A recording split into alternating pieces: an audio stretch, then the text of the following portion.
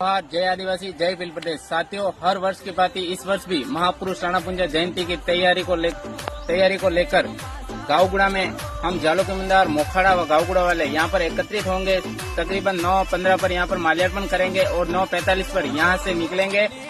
सीधा यहाँ से जाएंगे मोखाड़ा होते हुए कोसीवाड़ा से सीधा मलिदा स्टेडियम पहुंचेंगे। मलिदा स्टेडियम के बाद में वहाँ से आसपास के सभी गांवों की रैलियां आएंगी, पूरे कमनौर ब्लॉक की वहाँ पर आएंगे। उसके बाद में यहाँ से हम सब मिलकर महासंग्राम की धरती हल्दी घाटी से होते हुए हम कालोड़ा हेलीपैड पहुंचेंगे। वहाँ पर हमारे बाहर से महंगे मेहमान आ रहे हैं, उनको सुनने के लिए हम सभा स्थल में तकरीबन 11 बजे के आसपास वहाँ पर पहुंचेंगे और सभा का आनंद लेंगे। इसी बीच मैं आपसे ये कहना चाहता हूँ कि आप सब अपना कीमती समय निकालकर महापुरुष राणा पुंजा जयंती को मनाने के लिए हर्षोल्लास के साथ अपनी वेशभूषा और अपनी संस्कृति के साथ वहाँ पर पधारे। धन्यवाद। जय जोहार, जय आदिवासी, जय